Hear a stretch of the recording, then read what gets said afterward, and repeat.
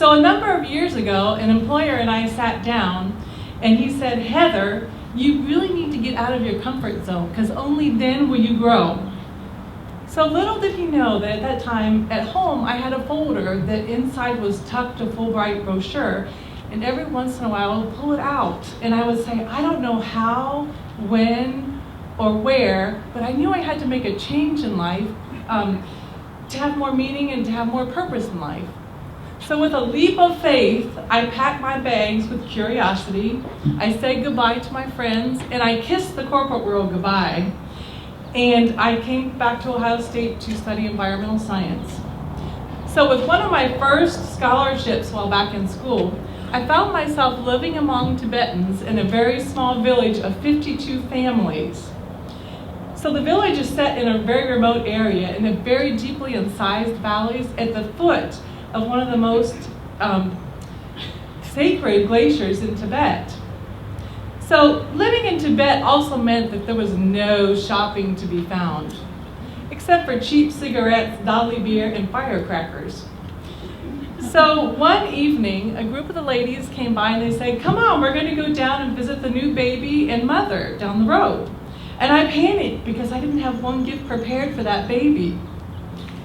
Well, they grabbed my arm and off we went, hot and sweaty from a day in the field, with a jug of barley wine in one hand, a slab of yak butter, and a live chicken slung over his shoulder. That's no kidding. We skipped down that road, and we heated up the barley wine. We gave the mother a few sips, and then she passed the cup around between us several times.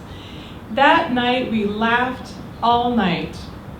And at that time, I realized that the gift was actually sharing the joy of life. So on the scientific side of things, my research, which was examining glacier water insects, was actually a curiosity to all the locals. They wondered, how in the world is she making money digging the substrate for hours at a time in 0-degree water? They thought, she must have found gold. And indeed, I started noticing on these insects that they had these funny appendages coming out of their necks, in their thoraxes, and there was a caddisfly that had huge appendages coming out of its abdomen. The first time I saw that caddisfly, it was as if I had come face to face with Yeti. So a really neat thing was that while I was gathering ecological data while on the Fulbright, I was making observations that allowed me to develop an insect physiology hypothesis that I examined during the Fulbright-Hays. Wow, I never thought I would have the opportunity to describe a new species, let alone a new genus. I had found pure gold. So during one of my last field experiments at the Fulbright-Hays, I was working with a couple that was from the neighboring village, and they drove up in their van one day and opened the door, and out pops out a 4-year-old girl. And they said, is it okay if our daughter joins us in the field today? I said, sure. But actually what I was thinking was, my experiment is going to be a disaster today. Well, as we were walking up that mountain, she reached her tiny hand up and slipped it into mine, and my heart began to melt. We reached the river, and I handed her parents the waders so they could get in the water that day. So at that point, it was just me and this tiny Tibetan girl squatting on boulders by this glacier river. And her mother brought over a pan and had glacier water and substrate in it. And I looked at her and I said in Mandarin Chinese, I said, we're going to find stoneflies now. But actually what she really heard was, ching chong ba, because she hadn't learned Mandarin Chinese yet.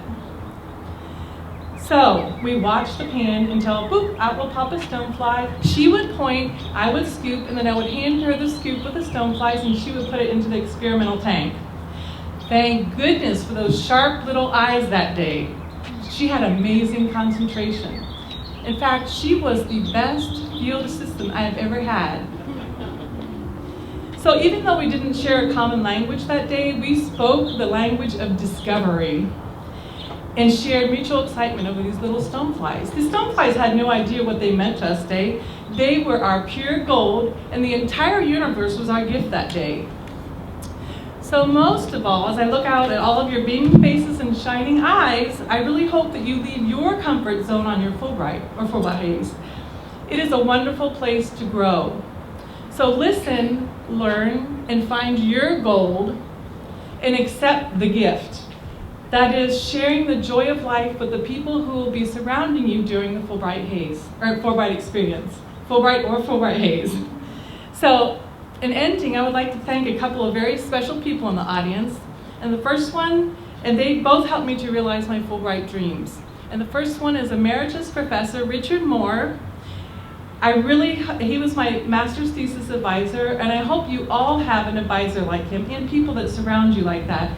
They're the ones who will encourage you, and they will have a twinkle in their eye when they found out that you have been awarded a Fulbright scholarship. And then they'll look at you and say, see, I told you so. The other person I don't think needs much of an introduction, but she is the shining gold of the Fulbright program, Fulbright-Hays. That is Joanna Kukelka Blazer. There you are. And she really makes sure that our ideas are expressed in the best way possible on paper. She is a go-getter, and she will tell you it like it is. So listen. Again, thank you all, and I appreciate everything you've done to make these Fulbright dreams come true.